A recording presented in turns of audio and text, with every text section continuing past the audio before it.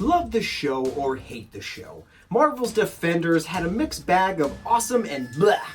But the rights to those characters will soon go back to Marvel. Let's talk about it.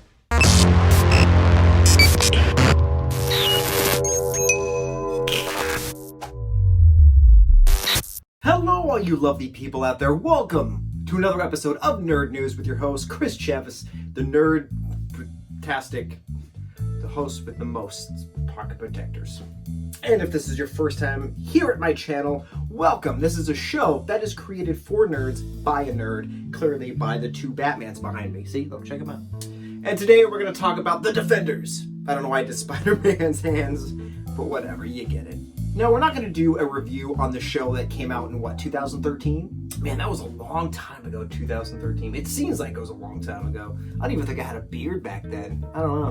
Now, the rights to these characters are soon going to go back to Marvel at specific dates, and that is where you and I are going to have a conversation. But before we get started, if you haven't yet, please hit the like, the subscribe, the notification bell, so that I can notify you of all the things that are coming out entertainment. Okay, so we're going to begin this episode with a character that had so much potential. The comic book is so amazing, but they dropped the ball severely hard on this one in that of Iron Fist. So this series did have a couple of really neat moments, but everyone is in agreement that this is the weakest show of Marvel's that was on Netflix. Season 1 ended with a cliffhanger that they never really answered, and Season 2 just kind of... Season 2 is worse, and that's hard to do, because normally when you make a second season to a show, you learn from the first, you know what you're doing, you know the source material, but they didn't. Clearly they didn't. And I think a big part of that was the casting of Danny Rand, aka Iron Fist. And besides the casting, you expect kung fu with this, right? Because it's Iron Fist. If you read the comics, you know. It was like really slow kung fu.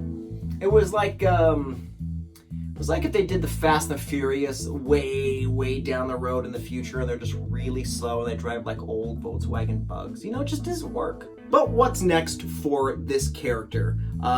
Will we see him again? Now, the next logical step for this character is maybe a cameo in one of the newest Marvel movies coming out, Shang-Chi and the Ten Rings. But, you know, who knows what's going to happen to Danny Rand and his glowing fist of fury. But Iron Fist's rights go back to Marvel October 12th, 2020. Next up, we're going to talk about the coffee-loving character and that of Luke Cage. And if you watched Luke Cage, you would get that reference. Luke Cage Season 1 was fantastic, largely because of the casting of Mahershala Ali as Cottonmouth. But the tone of the show was great. It had an amazing soundtrack. I really liked the casting of Luke Cage. But then at the end of Season 1, they brought out Diamondback. And that's when everyone just did one collective... why? The show had great potential to do a third season, but of course, it got axed. By Netflix, not by an actual axe. That's called murder. But what's next for Luke Cage? We have no idea. I mean, he should show up in some of the Marvel movies down the road, and he originally had a cameo in Infinity Wars, but yet again, it got axed. But Luke Cage's rights will be back to Marvel October 19th, 2020. Next, we got the Power Girl herself, Jessica Jones. The first season of Jessica Jones was fantastic. Kristen Ritter as Jessica Jones was perfect casting, and the Purple Man was one of the greatest villains because you love to hate him and you hate to love him. And Season 2 kind of fell apart before it began. It didn't have that same feel as Season 1, and it just didn't work. Didn't mesh. I kind of put Season 2 of Jessica Jones with Iron Fist.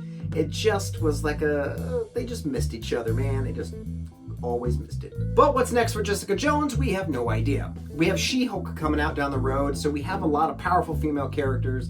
Captain Marvel is one. So she could show up in She-Hulk. We don't know. She-Hulk will be on Disney Plus at some point.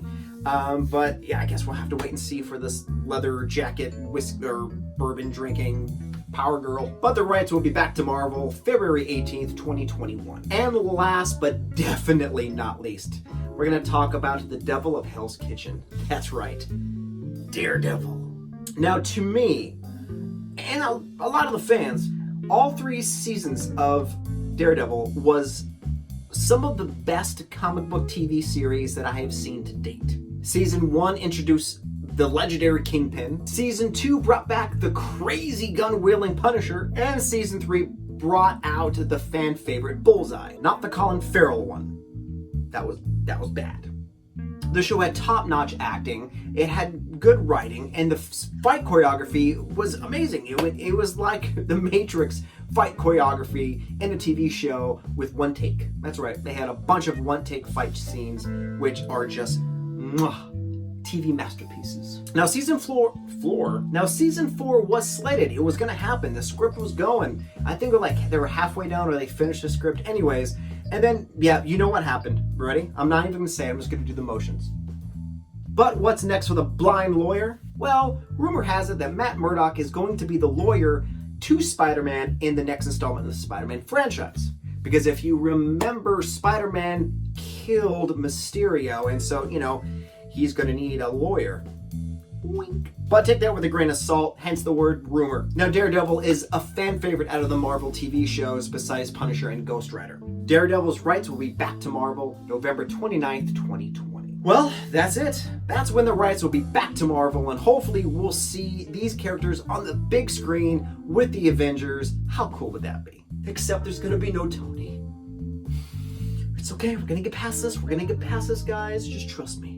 But thanks, guys, for following along with me. If you enjoy my show, yet again, please hit the like and subscribe. I would appreciate it. And I don't know why I'm doing this with my hand. And until next time, guys, remember, Iron Fist was the worst Marvel TV show, but it's still not as bad as Justice League.